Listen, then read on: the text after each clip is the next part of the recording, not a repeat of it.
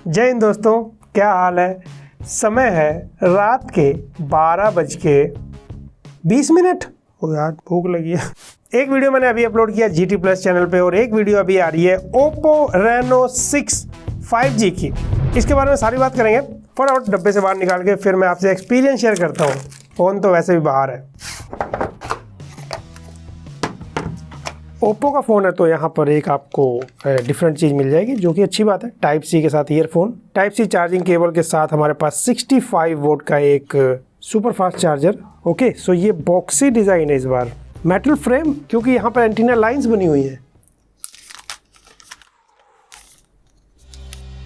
मेरे पास है colour changing design aurora. Dual SIM का सपोर्ट है, मेमोरी कार्ड नहीं लगेगा। और एक फाइनल चीज़ यहाँ पर आपको मिलता है ट्रांसपेरेंट कवर।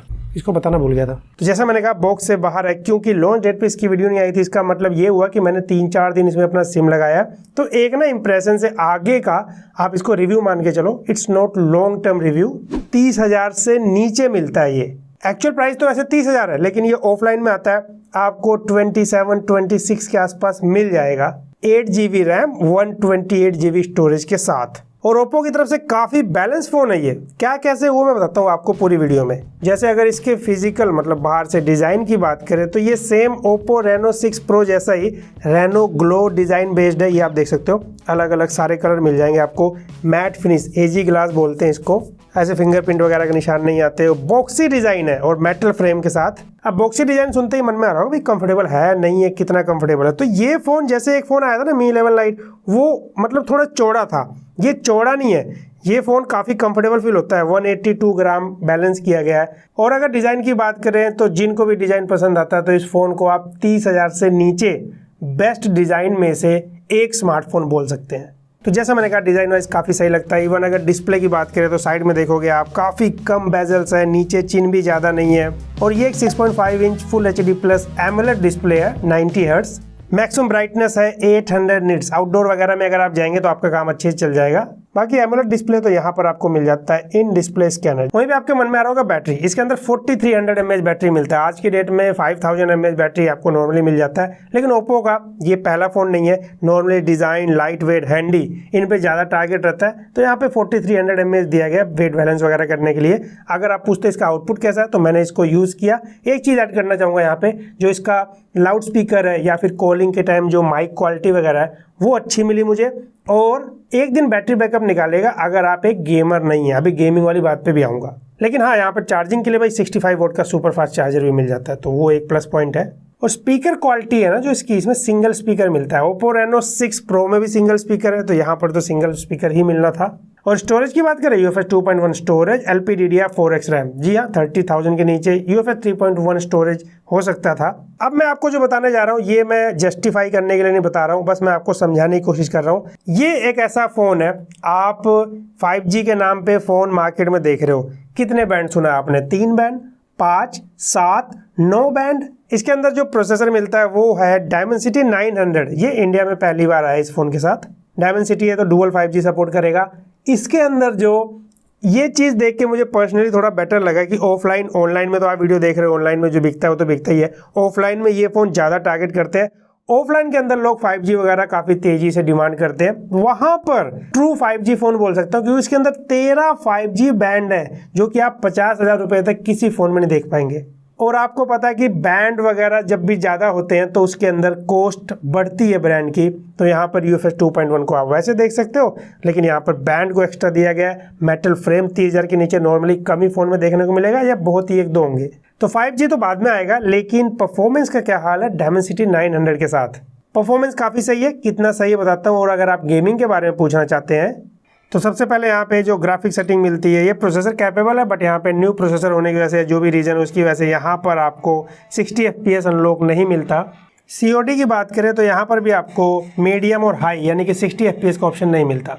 तो 30-60 FPS का डिफरेंस आप देख सकते हो। लेकिन हाँ, यहाँ पर जो नॉर्मल यूज़र होते हैं ना, जो नॉर्मल बंदे हैं जो सिर्फ गेम नहीं खेलते फ़ोन में, तो बहुत से लोग होते हैं जो सिर्फ गेम नहीं खेलते 24 घंटे फ़ोन में, वो लोग यहाँ पे एवरेज यूजर गेमिंग कर सकते हैं, नॉट फॉर प्रो प्लेयर्स। जैसा मैंने कहा प्रोसेसर कैपेबल है पर पीछे से ऑप्टिमाइज नहीं है गेम, फ्यूचर में हो सकती है लेकिन वो बात का केस है।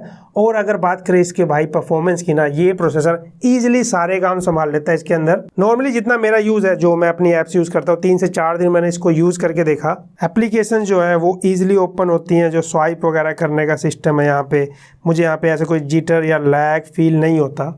और इसके अंदर आपको मिल जाता है ये, आई विश यहाँ पर कैमरा फोकस करके दिखा देगा, 4G+ अभी भी है, मतलब काफ़ी कॉन्स्टेंट और कंसिस्टेंट 4G+ का सपोर्ट मिला है। थ्रोटल टेस्ट करना जरूरी था, नया प्रोसेसर था तो मैंने 15 मिनट का थ्रोटल टेस्ट किया। यहाँ पे आप देख सकते हो, मुझे लगा शायद डाउन जाए लेकिन ऐसा नहीं है, यहाँ पर थ्रोटल टेस्ट भी सही है, 86% और ग्राफ लाल लाइन में नहीं गया। और साथ में जो यहाँ पर हैप्टिक फीडबैक मिलता है ना, यानी कि वाइब्रेशन वाला सिस्टम, इसकी क्वालिटी पता कैसी है, जैसे वाइब्रेशन वाला होता है ना उससे बेटर है, बट जो एक ठक ठक वाला आता है ना, बहुत हल्का सा फील है, ज़्यादा नहीं, हल्का सा। और Android 11 कलर OS, इसके बारे में पहले ही बता चुका हूँ। यहाँ पर आपको कुछ एक्स्ट्रा एप्लीकेशंस मिलती थी लेकिन मैंने सबको अनइंस्टॉल कर दिया और मेरी कुछ जरूरी एप्लीकेशंस हैं तो ये सब मिलता है इसके अंदर। हॉट ऐप है ना, इसको आप रिमूव नहीं कर सकते, ये प्ले स्टोर पर ले जाता है डाउनलोडिंग के लिए, जो कि मुझे करना नहीं है। और फाइनली इसके अंदर कैमरा की बात करते हैं, 64 मेन और ये ओमनी विजन का सेंसर है, 8 ultra wide, 2 macro, 32 megapixel selfie.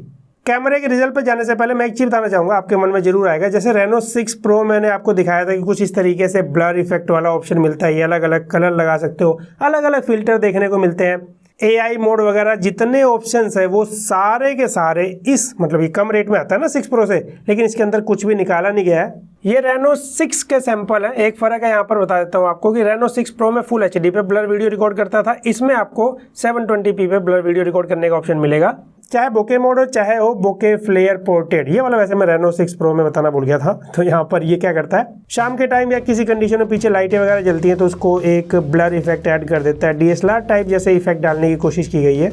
धूप मस्त हो रही है यहाँ पर। वैसे वीडियो में भी आपको same 4K 30 FPS main camera में और फुल HD मतलब 30 FPS सेल्फी में। तो यहाँ पे मैंने आपको धूप, स्काई वगैरह का आपको बेटर बैलेंस लग जाएगा पता। अब कैमरा रिजल्ट की बात करें तो मैंने इसको अलग अलग कंडीशन में टेस्ट किया, जैसे ये फोटो सनसेट के बाद का है, फोकस स्पीड अच्छी है, डायनेमिक रेंज बैलेंस कर लेता है। और सेल्फी की बात करें तो सेल्फी वगैरह में भी डायनेमिक रेंज वगैरह बैलेंस कर लेता है। लेकिन इसके अंदर मैंने नोटिस किया ह्यूमन फेस पे स्पेशली, चाहे सेल्फी हो चाहे मेन कैमरा, एक ना वाइटनेस ज़्यादा ऐड करता है। इसके अलावा मेन कैमरा में डिटेल सही मिल जाता है, अल्ट्रा वाइड 8 मेगापिक्सल है, 12 नहीं, तो यहाँ पे थोड़ी सॉफ्ट इमेजेस आती हैं। इन शॉर्ट में अगर एक लाइन में बताऊं तो ये एक डिसेंट कैमरा के अंदर एक्स्ट्रा ओप्पो टाइप जो फीचर्स आते हैं ना, बोके इफेक्ट, ये सारी चीज़ें जो मैंने बताई अलग अलग इफेक्ट, वो दिया गया है। तो कुछ ऐसा सा मेरा एक्सपीरियंस रहा इसके मल्टीटास्किंग में, गेमिंग में, कैमरे के साथ। और अगर मैं बताऊं तो बेसिकली ये किनको ज़्यादा टारगेट करता है, एक तो वो जो लोग 5G की डिमांड करते हैं तो उनके लिए इससे अच्छा ऑप्शन नहीं है। दूसरा डिज़ाइन वगैरह भी सही है और Dimensity 900 आपके जो गेमिंग का हाल मैंने आपको बता दिया, अदरवाइज जो नॉर्मल टास्क है वो सारे संभाल लेता है। इसीलिए मैंने कहा ये ना काफ़ी एक ओप्पो की तरफ से बैलेंस टाइप का पैकेज है। और 30,000 के नीचे 26 के आसपास अगर मिलता है ऑफलाइन में तो भाई मुझे सही लगा ये फ़ोन। तो ये था मेरा टोटल एक्सपीरियंस। आपको कैसा लगा फ़ोन आप कमेंट करके बताना। आई होप आपको वीडियो पसंद आई होगी। वीडियो पसंद आया तो लाइक शेयर सब्सक्राइब जरूर करना। मैं मिलता हूँ आपसे अगली वीडियो में।